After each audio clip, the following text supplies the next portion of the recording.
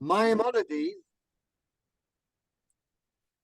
devoted the first 70 chapters of the Moreh Nevukhim, which is most of the first part, to the philosophical purification of religious language. Quite a mouthful, but you know what I mean.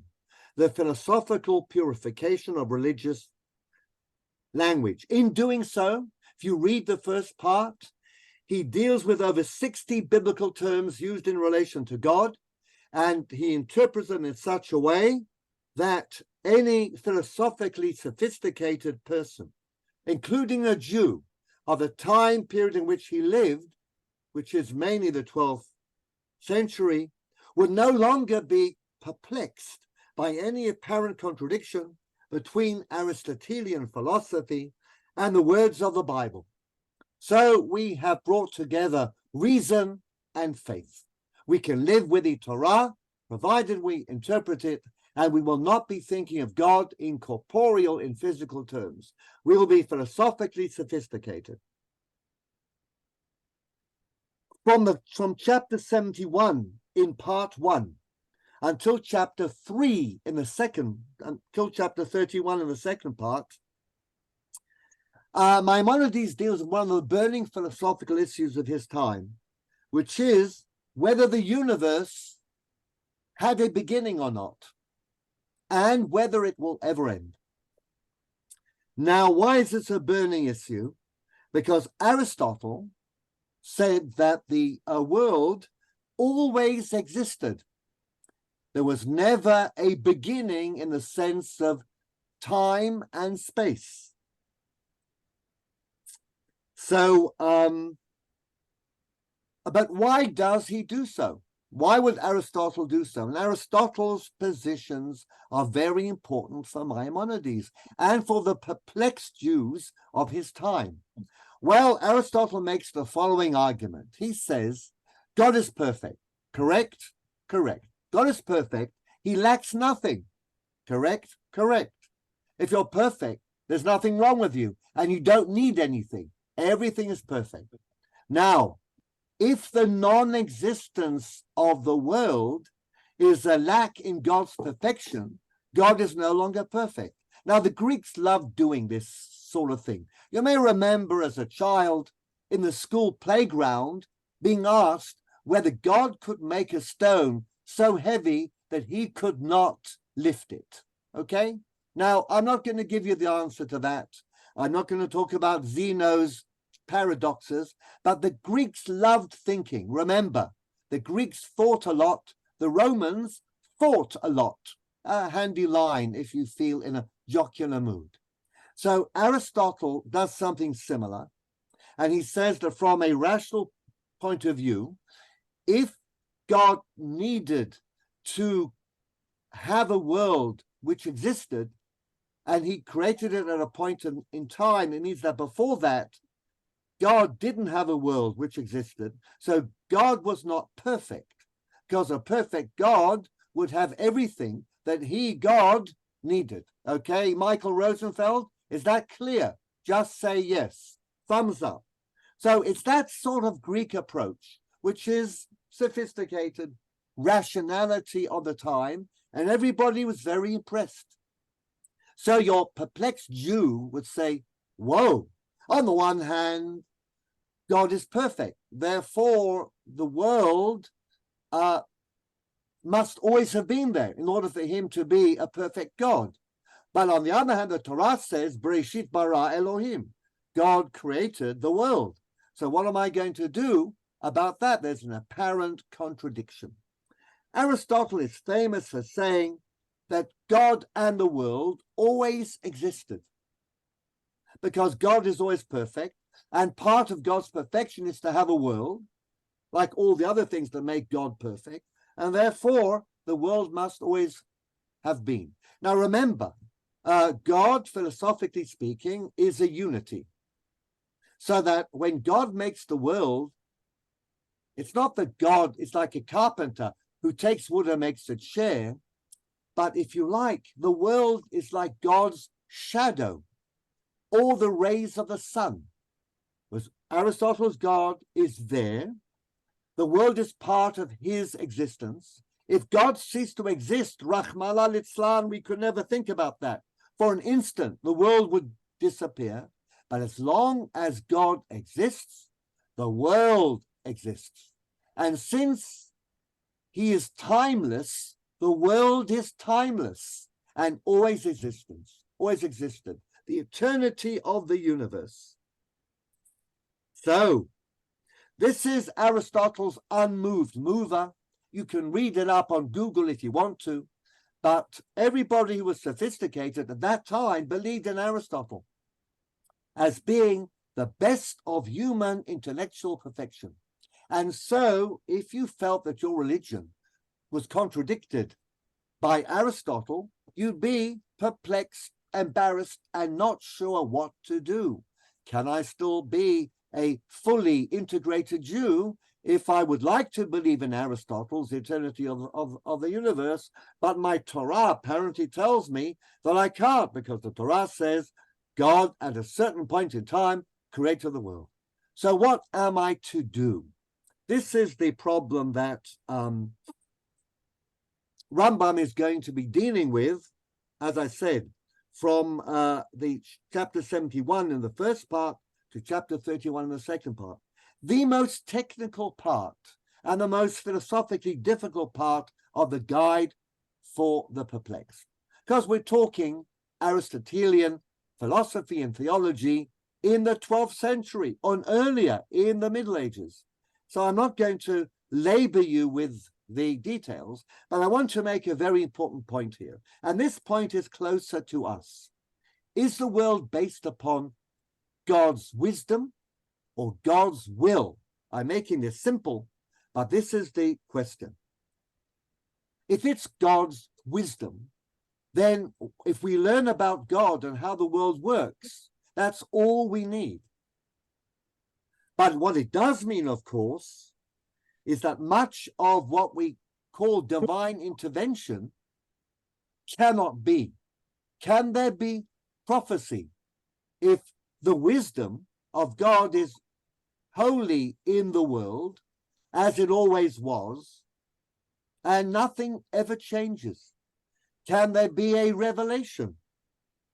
Can there be reward and punishment? Can there be hashgacha pratit? Can there be providence? Can there be miracles?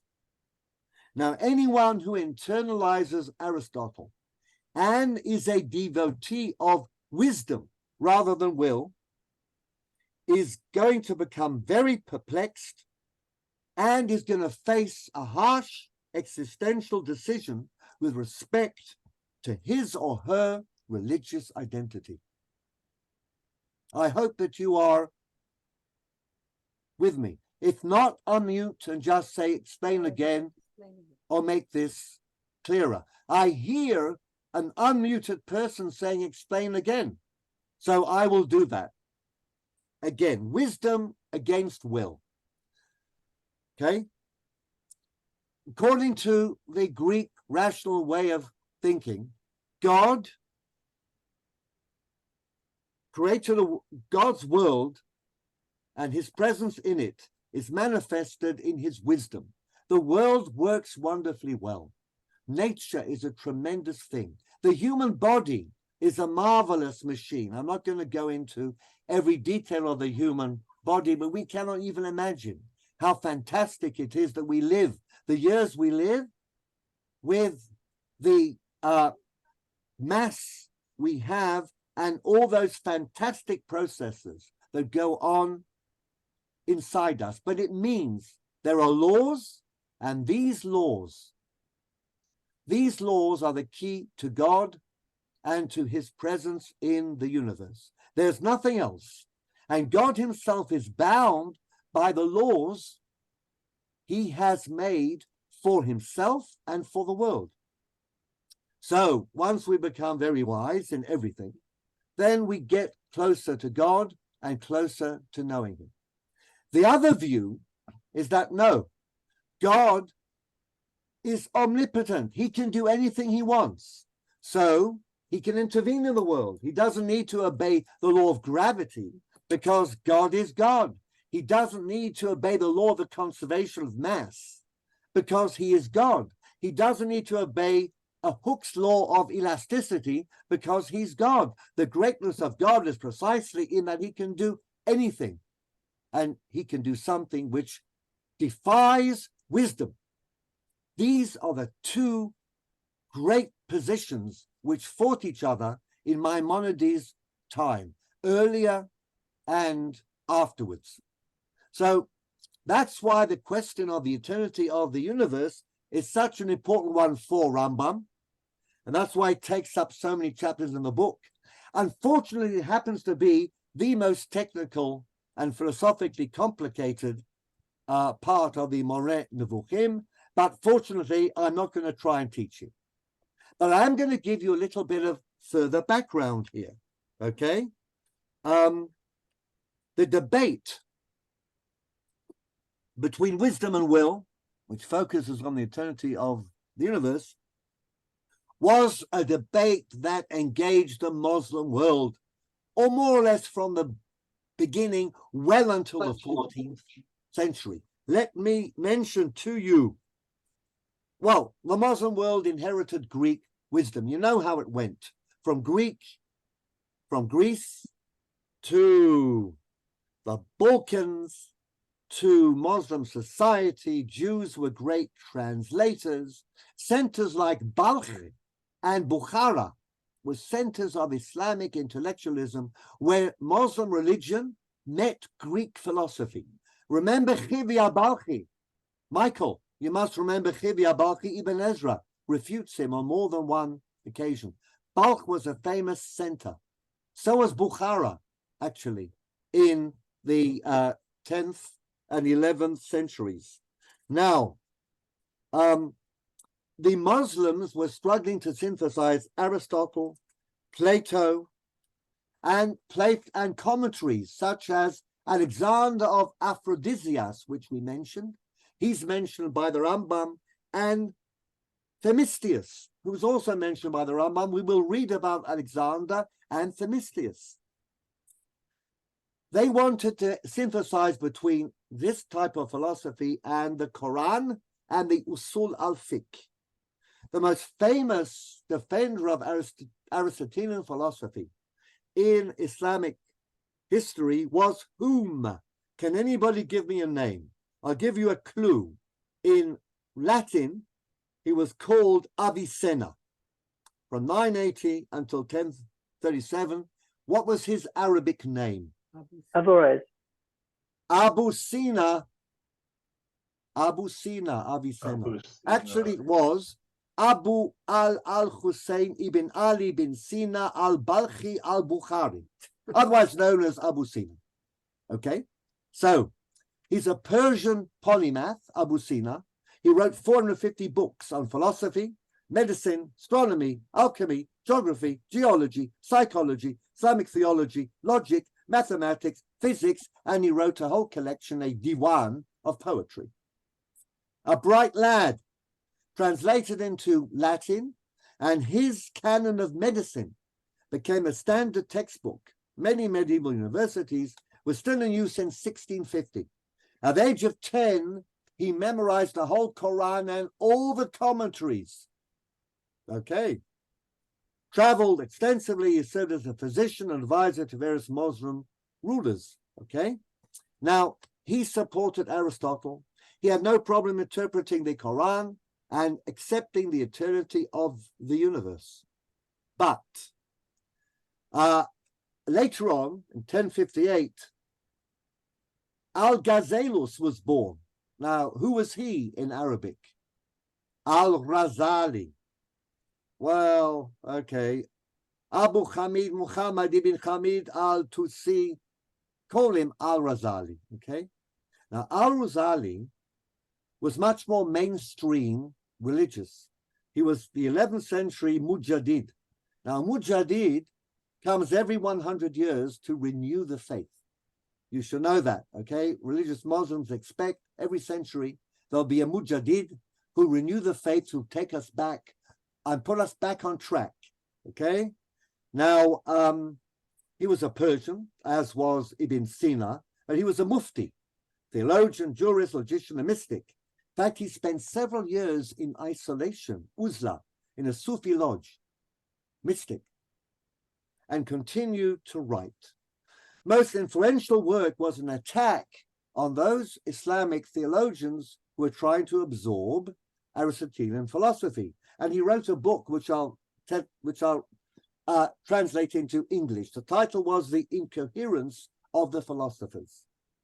And of course, he criticized Ibn Sina, eternity of the universe. Al-Razali says it's heretical because it places restrictions on God who can do anything. So the omnipotent God has no limitations, and he can create as he wills, and he can create something out of nothing, which Aristotle also rejected. He said you cannot create anything out of nothing. Bit like, I guess, the law of the conservation of matter in physics. So luckily, Ibn Sina had been dead for quite a few years, so the fact that Al-Razali called him a heretic was okay for him. But actually, Ibn Sina did not accept bodily resurrection. You know what? Anybody not know what resurrection is? Hiyat HaMeitim. He said the bodies don't come back, only the active intellect. So you can see where we're going. You can also understand the Rambam doesn't come out of a vacuum. He lives in a society in which these were live issues, and people were divided passionately on these particular subjects. Okay, these were the debates of the time. Okay, now they mightn't concern us in the same way, but next week we'll have a look at science and religion in a way that does concern us and see what we can learn from Rambam. But that's going to wait a week or even more. Let's see what we can learn about the Rambam's world as it was then through his texts. Now, Jewish Al-Razali basically sounded the death knell for any attempt to genuinely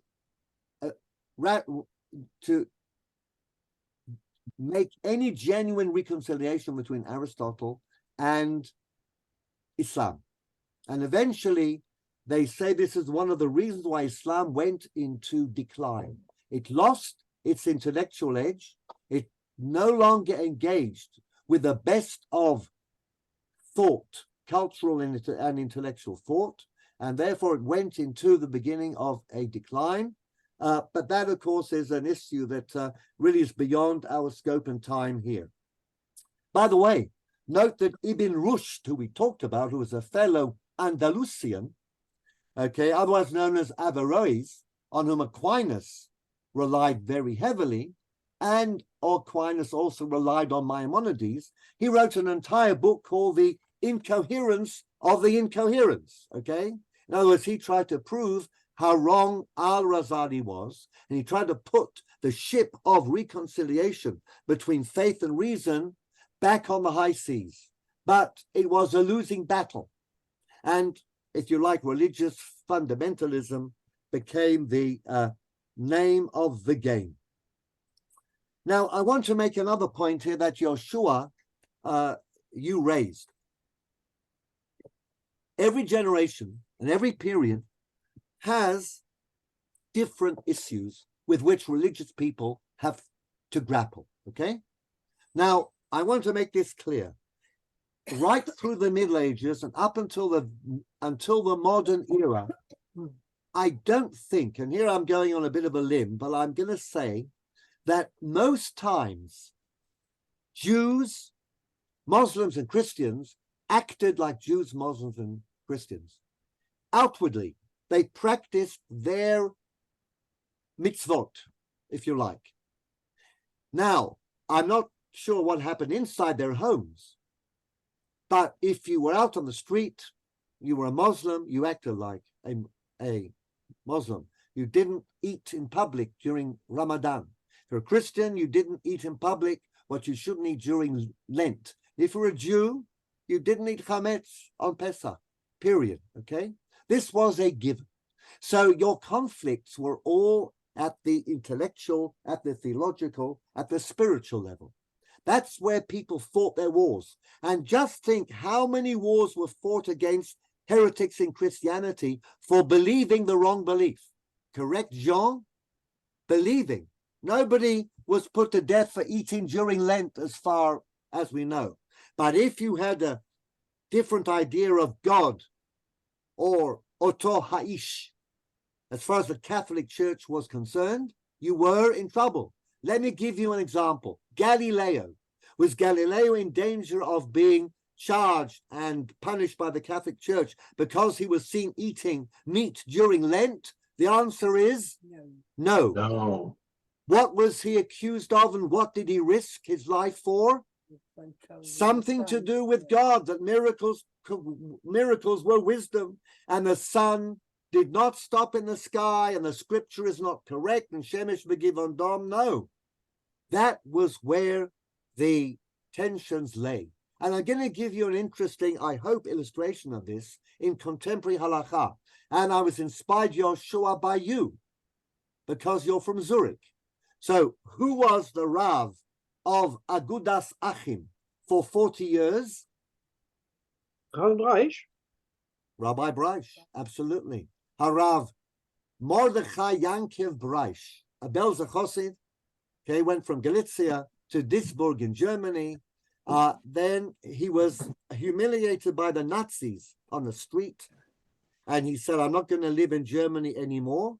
He went to Antwerp, and from Antwerp, he got a call to the Agudas Achim in Zurich, and famous Posek Halacha, brother-in-law to Dain Weiss of Gross Varadin, and then Manchester, and eventually the Eda Hacharedis, connected by marriage with the Feinstein family and the Soloveitchik family. I'm not going to go on for a half hour about the Chelkas Yankiv, okay? Rabbi Breish. He was a great posek, but fairly strict, a Belzer Chosid, okay? And he was asked about converting non-Jews to Judaism. Ought we to do it if we're not sure that the candidates are not fully intending to become absolutely from Jews? What do you think, Rabbi Breish Paskin? Did he say we should take a risk or we should not? Not, certainly. Not, exactly. But he said something very interesting. There are many sources that you could cite, including the Rambam in Shut Rambam, Siman Reish Yud Aleph, where the Rambam says, if there are reasons, if we want to preserve demographic balance, if we think that somebody's deserving, we can bend the law about not being sure that they're going to keep the mitzvot. Rabbi Breish says this was true of the Rambam's time. It's even true of early assimilation, early emancipation period. It's not true now. Why? Because in the old days, once you converted and you were officially Jewish, you would always keep the mitzvot, at least in public, because there was no option. Jews kept their Jewish way of life, Christians kept their Christian way of life, Muslims kept their Muslim way of life. The debates they had were all of a theological, philosophical nature. So the issue of Shua of keeping mitzvot or not, keeping halacha or not, wasn't a live issue. When did it become a live issue? In the early modern period, when Reform said, don't need to keep the mitzvot. You can be Jewish without that. And then, of course, the backlash, and Hirsch is an excellent example of a sophisticated backlash.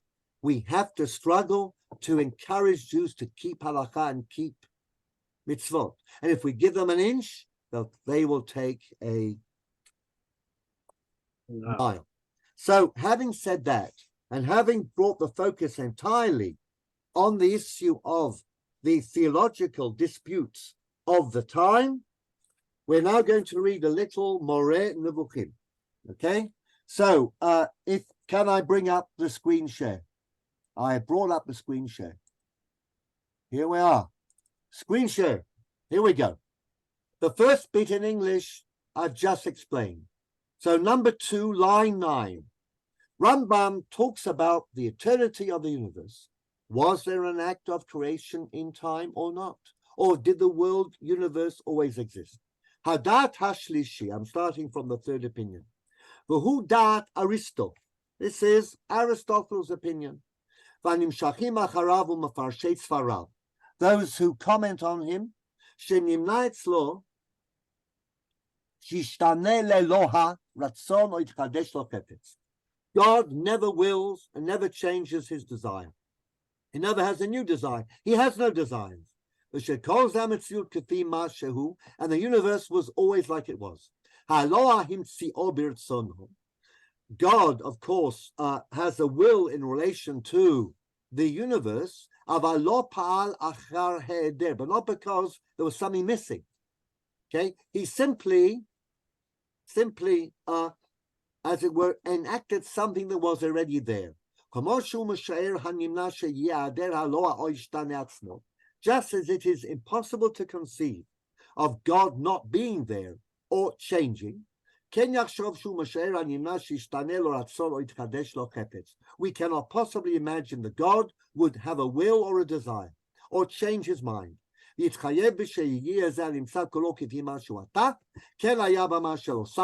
As the universe is now, so it always was, and it will be forever and ever. There's a second view around Rambam's time. Min sheker, it is absurd. We'll translate that as absurd. In English, this is Ibn Tibbon. Lo midavar. For imagine that God could produce anything out of nothing. In other words, God is wisdom incarnate. And wisdom incarnate tells us, wise people, that nothing comes out of nothing. Something comes out of something. And nothing can disappear into nothing. Something cannot disappear into nothingness.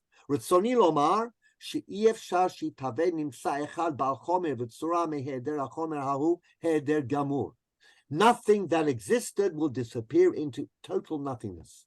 The Torah ha'eloah etzlam b'shehu yachol al zeh ketoaro b'shehu yachol lekabetz ben shnei ha'afakim b'et achat. To imagine that God does anything unwise or irrational is imputing to God two opposites. Or yivra k'moto yitbarach, for example, that God will create another God. Or yitgashem, or will suddenly become physical. Or yivra murubah kitro shavelet silo. Does anybody know what that means? It means the square side is the same as I think somebody next to me must have insider information because, or you remember it. Yeah. Okay. But it means that you cannot create a square, the diagonal of which is equal to its side. Okay. You cannot create a square, the diagonal of which is equal to its side. Now remember, we're dealing with very sophisticated mathematicians and trigonometrists and experts at algebra. These are the inheritors of the Greek traditions and the Indian and Persian traditions in mathematics. And Maimonides loves going into mathematics and astronomy and logic and all of that. So he gives us an example. God doesn't do that sort of thing, okay? Now, end of line 16, or anything which is impossible.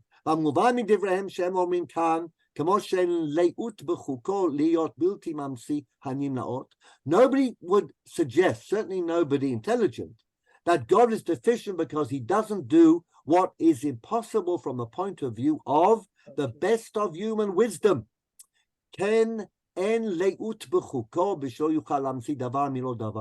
We're not limiting God by saying that he will not create out of nothing. It's impossible. Logically, God doesn't do it. So this is the school of Plato, as we'll see shortly. There was an existing matter. You know how it's called in Greek, existing matter? H-Y-L-E, Healy. But the Healy is always there, and God is always there.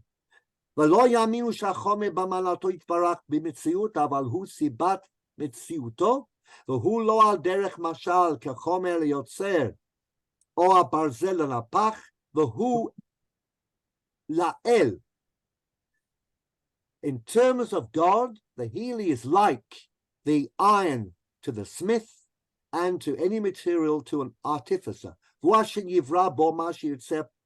And anything can be created. Heaven and earth or anything else. ובעלי זה הדעה מאמינים כי השמיים גם כן הובים ונפסדים, אלא שאינם הובים מלא דבר ולא נפסדים, אלא לא דבר. Now they can believe in a creation and also in a termination, but not to nothingness. אבל כמו שאישי החי הובים נפסדים מחומר, נמצא אל חומר, נמצא כן השמיים יתהוו ויפסידו ויתן הפסדם כשאר נמצאות תחתיהם. So everything comes and goes, changes form. Platon, and who is Platon? Plato. גם כן זוהי האמונתו. אתה תמצא אריסטו יספר עליו בספר השמה. Now Aristotle tells us about that in the book of what's Shema? Well, in Greek it's physike akroasis. Okay, physics, hearing, the hearing of things natural. A Greek name for Aristotle's book on physics, okay? שהוא מאמין, רצוני לומר אפלטון, כי השמיים הובים נפסדים. Heavens will come and go, but there'll always be the Healy, the material. וכן תמצא דעתו מובא בספרו לטימאוס. Jean, do you know Plato's Timaeus? I didn't study Greek in my youth. Okay, well, Timaeus, written about 360 before the Common Era, it's a dialogue in which the demiurge is introduced by Plato, that divine craftsman who made the universe from existing matter called the Healy. Okay, so read the Timaeus before bed. It'll put you to sleep very fast. Okay, but it does give us this idea that Plato had. But don't be confused. Don't think, says Maimonides, that Plato is just like the Torah. No. See, some philosophically unsophisticated Jewish thinkers did think that Plato is acceptable Jewish belief. You could, for example, say Bereshit bara Elohim means with or in Reshit, Healy, God created. Could you not? If you were the Ramban, you could. Look at the opening Ramban in Sefer Bereshit. But Maimonides says, no, that's not correct. וידמשת דעתנו ודעתו שווה, ואין העניין כן שאנחנו נאמין היות השמיים לא מדבר, אלא אחר ההיעדר המוחלט. We believe, says Rambam, that the world was created out of absolutely nothing. Creation ex nihilo. והוא יאמין שהם נמצאים הובים מדבר. הדעת הראשון, now we come to the Jewish belief, הוא דעת כל מי שהאמין תורת משה רבנו עליו השלום. Those of us who believe in the Torah of Moshe, הוא שהעולם בכלל לא רצוני לומר כי כל נמצא מלבד האלוה יתברך, האלוה המציאו אחר ההיעדר. God created everything that exists out of absolutely nothing. It wasn't there. Absolutely. ושהאלוה יתברך לבדו היה נמצא. Only God existed prior to the world, ולא דבר בלעדיו, לא מלאך ולא גלגל, no spheres, ולא מה שבתוך הגלגל. ואחר כן המציא כל אלה הנמצאות כפי מה שהם ברצונו וחפצו, לא מדבר. Everything was created by God out of nothing. And it was created according to how he wished it to be. Okay? So, ושזה שיאמר היה האלוה קודם שיברא העולם אשר תורה מילת היה על הזמן, and don't think that the statement that we say that God was and then he created the world means that there was time before the world. No. Time is related to matter, and time and matter were both created at the very beginning by God. Now, this is the belief which the Torah is offering to us. So we have three ways of thinking about this. So how is Maimonides, who is counted amongst the great reconcilers of Aristotle and faith, what's he going to do with this stuff? Because it would seem that Aristotle is way out, Plato doesn't provide an answer, and the Torah seems very fundamentalist. Is that what Rambam leaves us with? Not to be expected, okay? So let's see what we can do. Rambam's methodology is very interesting. Rambam begins by attacking Aristotle from the point of view of rationality and logic. I'm sorry, Aristotle, but you're not right. Why are you not right? Line 37, Kol mitchadesh haya achar shelo haya v'afilu haya achor shelo nimtza. Yet tivo achar shitchadsho v'hashlamo v'nocho bilti tivo ba'et hitabuto v'tchilo b'yitziya min hakoach el hapoel. Rambam makes the following observation. He says, look, do we expect things which exist to have always been exactly the same, to have existed in exactly the same way? He says, you can't do that. ואין לעשות ראיה בכל הפנים מטבע הדבר אחר היותו והשלמו והיותו מיושב על השלם שבענייניו, על עניין הדבר ההוא בעת תנועתו להווה. Something originates in a certain way. It could be very different when you're looking at it, when it's reached its perfection. Now I'm going to give you in précis form the parable. He says, I'm going to tell you a story. Baby was born, okay? Mother died immediately after birth. I'm on the top line of page 2, line 1. No, actually, she was able to suckle him for a bit, because in the 12th century, you wouldn't have lasted long without some mother's milk. Then his father disappears and but before he disappears, he deposits the little baby on a isolated island, desert island, okay? And he grows and he becomes, a young man. He's never seen a woman.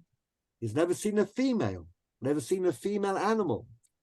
All he is by himself with a couple of other people on the desert island. Males. Now, he asks one of the guys around, how did we come into existence? And the answer is, well, actually, there's another type of species, there's another type of human like us, except that she is a female. And what happens is that when you're very small, you're in this female stomach, and you move, and you are fed, and you grow little by little, until you get to a certain stage when you're big enough, and then the female body opens, and out you come. And then you continue to grow, and then you get to be you. Now, our orphan lad says, I don't get this at all. When you're in this stomach, and you live and you move and you grow, are you eating and drinking? Are you breathing with your mouth? Are your nostrils taking in air? The answer is, well, no, actually, you're not. Now, Maimonides says the young man is going to say, this is stuff and nonsense. It couldn't possibly be. Because I know myself, and I know that I could never survive, okay, if I had to be in an enclosed place, and I couldn't absorb food or oxygen. I simply would not exist. For example, then Maimonides deepens. He says, line 10, what happens if somebody swallows a bird, says the young man? The bird would die once it gets to the itztamucha, the stomach, okay, the stomach. And how much more if it went lower down? Now, nobody can possibly live like that inside another person. Not for months, and not without food and oxygen. So, what Maimonides is saying here is that Aristotle goes back from what we know now to the beginning of the universe and says, just as everything is dictated by wisdom now, and we know how God works, and everything fits in well, so it must have been then. But that isn't necessarily so, is it? In fact, Maimonides seems to presage David Hume. Line 28, who'd like to read? Melanie, can you unmute, please, and read line 28? This is David Hume, our 18th century Scottish Enlightenment philosopher, who broke a lot of barriers in philosophical thinking. And Maimonides is giving us Hume hundreds of years before Hume. Melanie, please, as to past experience. As to past experience, it can be allowed to give direct and certain information of those precise objects only, and that precise period of time which fell under its cognizance. But why this experience should be extended to future times and to other objects, this is the main question on which I would insist. The bread which I formerly eat nourished me, that is, a body of such sensible qualities was at that time endued with such secret powers. But does it follow that other bread must also nourish me at another time? And that like sensible qualities must always be attended with like secret powers? The consequence seems nowise necessary. All very clear, except that Hume talks about what happens today mightn't happen tomorrow. Statistically speaking, it does, but who can be sure? And can you argue from what is to what ought to be? Well, Rambam goes back the other way and says what is doesn't necessarily mean that it was. So Hume administered quite a death blow to natural law, to the process whereby we say, well, if it is, it ought to be. No, might not. So the first attack that Rambam mounts on Aristotle is a scientific one, a philosophical one. Aristotle, you're not quite being as philosophically acute as you should be. But then he has another means of attack. And this just shows you the sophistication of the period we are dealing with. Okay? These are highly intelligent people, Muslims, Jews, and eventually Christians in the scholastic school alike, who are dealing with the tension between rationality and faith, and they use everything at their disposal. What we've seen now is a philosophical attack on Aristotle. But Maimonides, in another part of the Moreh, this very technical part, which, as I said, we're going to basically not read at any length. Today is our sort of final reading of this technical part. He's going to attack Aristotle astronomically. And what was the first book that Rambam wrote? Answer quickly. Ma'amar ha'ibur, the essay on intercalation of the year, astronomy. The second book he wrote as a young man was Milot HaHigayon. Remember? Logic. How you can construct a compelling apodictic syllogism. This is what concerned Rambam. He was a massive halachist, but that was easy for him. He knew and mastered the whole of the Talmud at a very early age, no problem. And everybody kept it. There wasn't a question. The real issues that made the sea very choppy were the theological issues. Those were the issues at his time. So let's read 37. Kvayadata me'inyanea tchuna. Tchuna is astronomy in rabbinic Hebrew. Ma shekara'o ami vehav ma shekara'o imi v'habinota oto mima shekalal oto sefer hamajisti. Aha. Yes. Get to where we are. The Majisti. Okay. Now, who's he talking to? For whom did he write the Moreh Nevukhim? Somebody try and remember. Yosef ibn Aknin. Exactly not. The mistake everybody makes, it's actually Yosef ben Yehuda ibn Shimon. Remember? But for many years, everybody thought it was Ibn Aknin, but it couldn't be because he wasn't there. So modern scholarship, Michael, takes us from Ibn Aknin to Ibn Shimon, but a kind of guy in the same name. So it's confusing. Yosef ben Yehuda ibn Shimon, we said that in the first Shiur. And he came to study astronomy, mathematics, and logic with the Rambam in Cairo. Then he went off to Damascus and then to Baghdad, and he found himself under attack, all these fundamentalists. So he asked the Rambam for a defense of the intelligent position as far as he understood it. and he got the Moreh Nevukhim.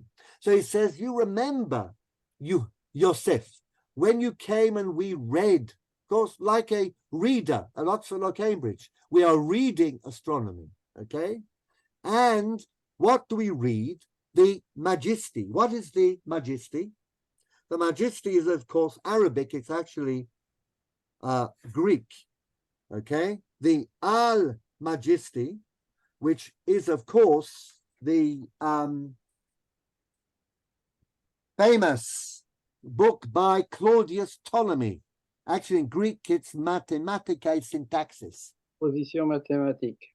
Exactly. Thank you, Jean. But that's the French. This is the Greek. And in Arabic, Magus is great. The Gimel is made soft, like Megillah becomes Megele. So Magister becomes Magiste, Al Magiste. And who was Claudius Ptolemy? An astronomer in Alexandria in the 1st, 2nd century. Right, he died in 70 CE, born in 100 BCE, lived in Alexandria, mathematician, astronomer, geographer, music theorist. His 3 great books were around for many years, 1,000 years almost. He and Galen were 2 Greeks who ruled the world for 1,000 years. The world of thought. Galen in medicine and Claudius Ptolemy in astronomy. What does Ptolemy mean? Ah, there we are. Ptolemy's Almagest. Thank you, Jean. Great. Ptolemy actually means warrior. And in Hebrew, it would be Talmai. Remember the 3 warrior friends of Avraham, Achiman, Sheshai, and Talmai. So what happened was that it was very popular Macedonian name because they were proud of their warriors. And in the year, what year would it be? Well, anyhow, Alexander the Great, 323, right? He died. Yeah. And his empire was split between his generals. Now, Ptolemy took Egypt and he became Ptolemy I Sota. Sota being Greek for savior. And the Ptolemaic dynasty came into existence. In the north, what was the dynasty in the north? Seleucids. The Seleucids. So this, in fact, was the last ancient Egyptian dynasty, and until the Romans, of course, took over the whole thing in the year 30. Now, Ptolemy's picture of the universe is a nest of concentric circles, each of them moving in a different orbit. They're all made of this delicate crystalline substance. There's a spiritual aspect to it that we might mention next time or not, but they are a nest of concentric circles, and of course they should be perfectly circular, and at the center is the earth, geocentric, Ptolemy's concept of the world, and each of these spheres has one shining gemstone, at least the first 5 spheres. They are the planets. So we begin with the moon. Imagine goldfish bowls with a gem inside. It's a nice analogy that Ptolemy brings. He was also a Roman citizen, hence his name Claudius. But the moon is the first. The second has Mercury, Kochav Chama. The third is Venus. How do we say Venus in Hebrew? Noga. The 4th is the sun. 5th is Mars, Mardin. 6th is Jupiter, Tzedek. 7th, Saturn, Shabtai. But they only knew about 5 planets. The 8th contains constellation of stars. The 9th is the first heaven is totally clear. The spheres, well, now, I mean, think about Kabbalah, a world of sphirot, Kabbalistic significance, but this is how the world was perceived. Now, what is the problem? If God is perfect and he brought into being, and there always was with him, this universe of spheres, these spheres should be perfectly circular. But then astronomy comes and tells us that they're not. And the orbits that they perform are not pure circles. They are ellipses. And they don't conform to a very smooth and continuous movement. So in Aristotelian terms, there's a hitch and a glitch. Now, what was done in order to save Aristotle were epicycles, that's circles upon circles, and eccentric cycles, and cycles that don't actually match. So what you'd have to imagine is that, say you take the moon, there's a perfect sphere in which the moon is embedded, but the moon does like all sorts of zigzags in order to square with the fact that it has a revolution of a month, and then it's dark, and then it's light. And I'm not going to again take you into the great detail that Rambam does describe in his work and the major discussions amongst the Islamic and Arab astronomers of the time, okay? But the short point, and here I'm going to make this a short point, is that you have to compensate for the actual observed movements of planets and stars by saying God's orbits are not perfect circles. Trying to make this as simple as possible. If God's orbits are not perfect circles, then there's something wrong. And that's why I'm going to read line 43. Ulazeh Zachar Abu Bakr ibn al-Sa'id. Now, who is Abu Bakr? Okay. Ibn Sa'id or al-Sa'id, he's Ibn Baya, 1083 to 1138, known in Latin as Avempes, another Andalusian polymath. You can see how the Aristotelian religious synthesis is becoming centralized in Andalusia for Jews and Lahavdil Elef Havdalot, Muslims as well. They are the last Mohicans of this rational approach. Now, Rambam and Ibn Rushd preserve the theories of the Ibn Baya. So Rambam mentions him, as we're going to see, he mentions many of the leading intellectuals of his time. And he says, I'm going over to 3, Hanimtza lo bitchuna shemitziut galgal hekef sheker. It is absurd to invent these epicycles, cycles upon cycles upon cycles. Okay?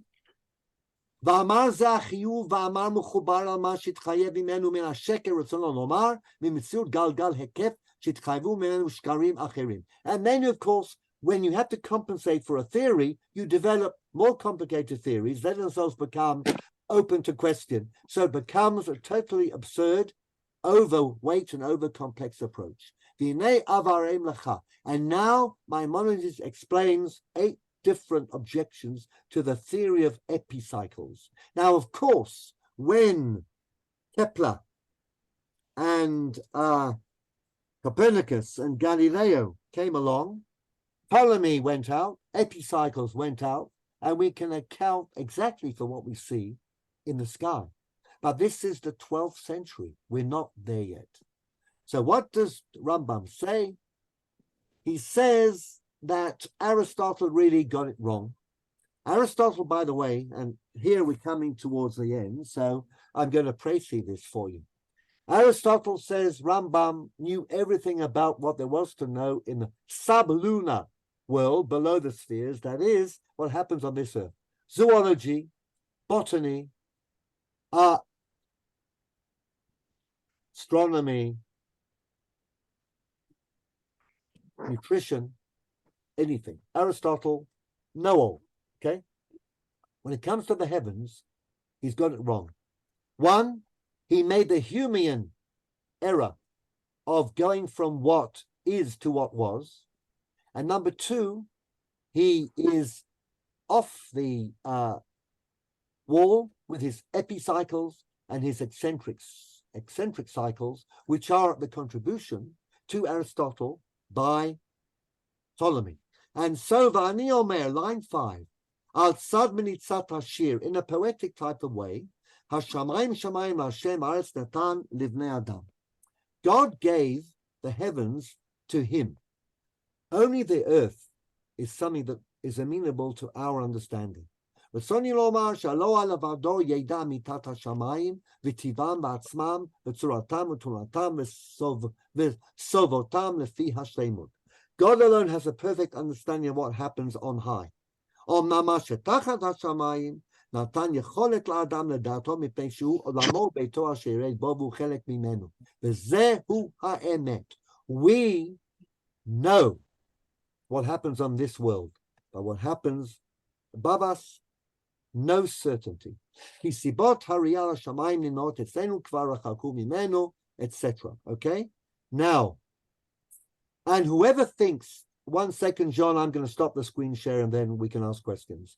Whoever thinks that he understands what God understands, hu chisaron da'at, line 11, is lack of understanding, or min mia shigaon. The Rambam never mentions words, or you're simply crazy, or as we'd say in the north of England, you're daft.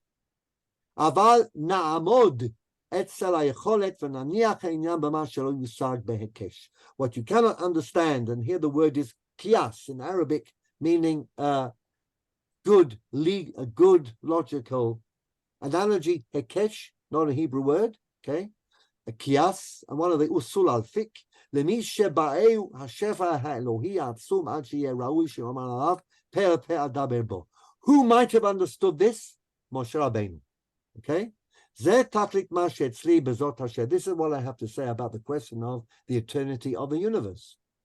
Now he says, you might be able to offer me a proof, but I so far have not found any proof that supports Aristotle or indeed Plato. And until you can convince me rationally and scientifically, I'm going to stay with the biblical story, which is God created heaven and earth out of nothing. But next week, we're going to have a look at a powerful passage in book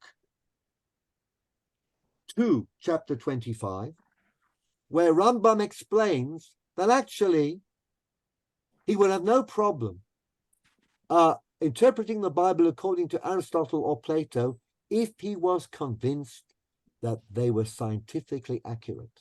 But I've shown you the two major proofs that Maimonides uses to disprove Aristotle and Plato's eternity of the universe. One is philosophical, the Humean position, which conveniently came along in the 18th century. Number two, astronomically speaking, that the theology of Aristotle, God's perfection, which he uses to establish the eternity of the universe, is contradicted by the messy nature of the night sky. And therefore, Maimonides says, on philosophical and scientific grounds, I'm not convinced. Offer me a convincing proof.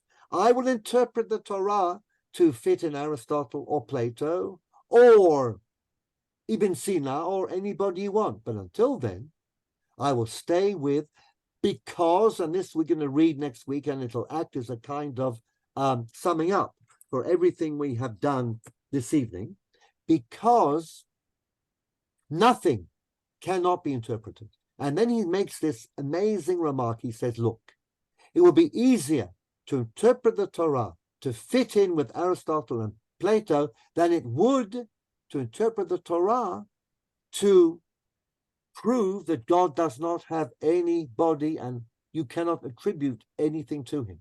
That, he says, it's much more difficult, but I did it in the 60 chapters of the first book, where I took 60 words and interpret them to be anti-corporeal. I could do the same with the eternity of the universe. But until I'm convinced scientifically and rationally that the eternity of the universe is the correct way of looking at cosmology, I'm not buying into it. And also, I'm going to lose miracles, revelation, I'm going to lose prophecy, and therefore our next topic after next week, which is science and religion for us, rather than in the 12th century, I'm going to talk about prophecy, and we'll devote quite a few sessions to that, because this was the major issue that Rambam created a completely new approach to. In fact, in his earlier days, he thought of writing a Sefer Nevuah, book on prophecy. But in the end, he wrote the Moreh Nevukhim, which includes what he had to say about prophecy. I'm going to end the share screen. We're at 9:15, and I'm happy to have questions. Unmute and ask away. Jean, you're first. Bien, donc Rambam seems to follow the Andalusian astronomer who says that the eccentric is Shaker, but he doesn't propose anything else. And secondly, in Hilchot Kiddush HaChodesh, he makes all the calculation of the moon movements with the theory of the eccentric. For the sun with the eccentric, and for the moon with the epicycle. He does indeed. Now, why did I not go into that? Because I wanted to spare you the detailed discussion. And anyhow, the short point is that he, as I said, is insistent that you cannot reconcile epicycles and eccentric orbits with Aristotle's concept of divine perfection. That's the point. And I want that point to be very clear. I leave you to explore Rambam's Sod HaIbur, and remember, Rambam cites the pasuk in the book of Dvarim, Ki hi chochmatchem ubinatchem le'enei ha'amim asher yomru, rak am chacham v'navon al goy gadol hazeh, following the Gemara. This is Sod HaIbur. The non-Jewish nations will admire us because we have the wisdom of understanding orbits and intercalation. And we were certainly champions of that because we had to run a lunar year. If you don't want to read the Moreh Nevukhim, then send a mail to Jean. He'll be happy, I'm sure, to write down a reply to an email giving you the whole story of Rambam's epicycles and eccentric orbits. But you are quite right, and I thank you for adding that detail. But I wanted to focus on what is important here. I reject Aristotle, says Rambam, because on astronomical grounds, he cannot in any way reconcile what we see with our eyes. And Rambam, as I think we'll read next week, Rambam's letter to the sages of Marseille on astrology is very keen. He says, your eyes are in your front and not in your back. Why? Mickey, you should use them. They're in your front. They're not behind you. If you see something, it's true. And do not blind yourself to the truth. And if you see the night sky as a rejection of Aristotle's concept of the perfection of the spheres, you have to reject Aristotle. Okay. Any more? Melanie. Rejection. Melanie. Yeah, Jean, I have another question now. Hello? Hello, you're on. The floor is yours. Right. I'm obviously being a bit dense, but I don't really understand Aristotle's problem. The fact that God is perfect, why did that mean that the universe could not have been created by him? Okay, I'll try and put this, but you have to really put yourself into an Aristotelian or Aristotelian mind frame. Perfection of God, which of course is something that we could agree about, means absolute perfection. Absolute perfection. So there's nothing lacking in God at all. Right. Now that means God comes to us, or our understanding of God is God as a package deal. He's always been and always will be. He precedes time. Some kind of time that we will never understand, because time is related to physical objects. It's related to movement, to motion. Motion is a basic category in all Greek thought. Okay. Right. So God would not have created anything new, because if it's new, the implication is that it is good. And if it wasn't always there, that means that God's goodness was not complete. Now, he's going to say something similar about evil. He's going to say that evil is not something that exists because God is good, but evil is the absence of good. So it's like absence of. So there cannot be an absence or a weakness in God. And therefore, God never changes. He's the unmoved mover. I would recommend that you have a look at this, say, even on Wikipedia, unmoved mover, but that will put you into the intellectual world of Aristotle. It's strange to us, but that was the deist movement in England. God is there, okay? His existence is necessary for the world, but he doesn't interfere. He doesn't intervene. He's an absolutely unchanging being. He's there because as I said earlier, the closest example I can give you is the difference between the carpenter who makes the chair and Peter Pan, who sometimes casts a shadow. You don't think your shadow is always there. It's part of you. So the universe was always part of God. It didn't need to be created. So this is Aristotle's theory, and therefore wisdom is the key to understanding God, okay? God manifests himself. If you like, the Kabbalists put it this way: the world is in God's mind. If you can talk about a mind, okay? We are in God's mind, okay? And therefore the rules that he has for himself apply to us, and we can only get close to him by understanding how the world works. And we also understand the wisdom of his Torah, Yoshua. We understand, but you have to think about what lies behind the mitzvot, not simply how big a mezuzah is, and whether it's the right side or the left side, what's written in the text, and the ideas that are contained there. That's how we get closer to God. But this is the world of Aristotle and of the commentators of Aristotle, the 3rd and 4th centuries. And this is what preoccupied the intellectuals, the theologians, absolutely committed religious people. Daven 3 times a day, fasted lahavdil elef havdalot in Ramadan, would not eat meat lahavdil elef havdalot in Lent, but were absolutely consumed with the problems of rationalizing what they understood and thought was correct with what seemed to be part of their religious tradition. So in that world, and this is the book we are reading, I was asked to read Moreh Nevukhim. That's what I'm doing. And I think I mentioned to you, this is a 12th, Jack, it's all up to you. It's a 12th century book, and it speaks to the 12th century. Now, there are amazing things in there which can speak to us, but we have to abstractify them, okay? So next week, I'll bring this a little into science and religion, but you can see how we could get there. If you have a particular scientific understanding of cosmology that seems to contradict what's in the tradition, how do we go about reconciling? So Rambam has a very elegant solution, which we're going to read next week. He says, I'm not denying science or the evidence of my senses. I'm telling you that from a scientific perspective, we haven't proven the point. And you can hear that in religious defenders of the Bible against evolutionists to this day. We haven't proven it. Now, the Humean point is very interesting.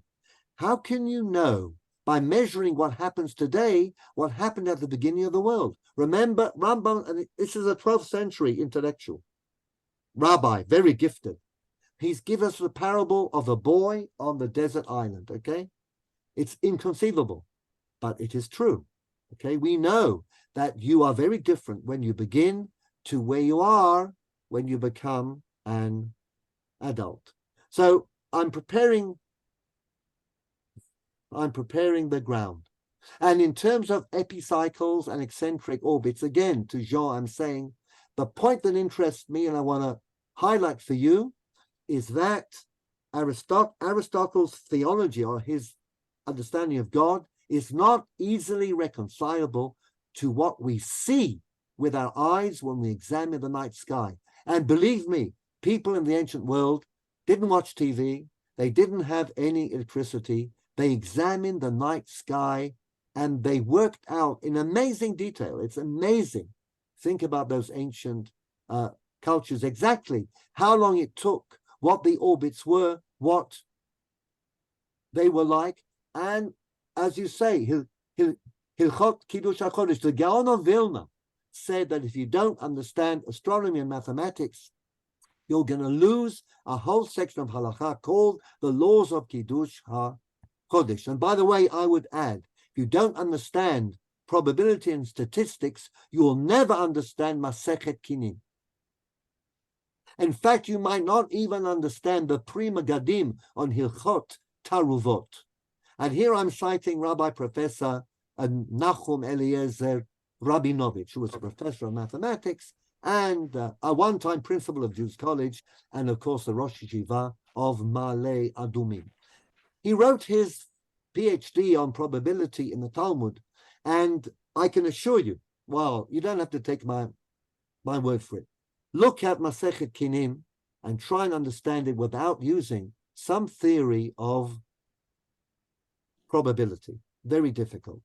Our Chachamim were much more clever and intelligent and worldly wise in the sense of understanding things than we give them credit for, or you might give them credit for. We simply to study in yeshiva, which brings him back, Yeshua, to a point we made last week.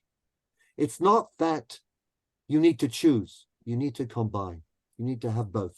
And that's always the message, I think, that we get from the Rambam. Doesn't matter which of his books we are actually reading, it always comes down to the same thing.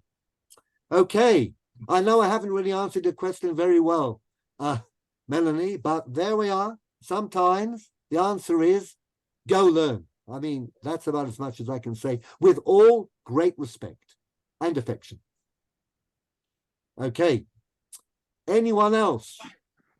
Then I think we will call it a night and see you all being well, next week, 9:15.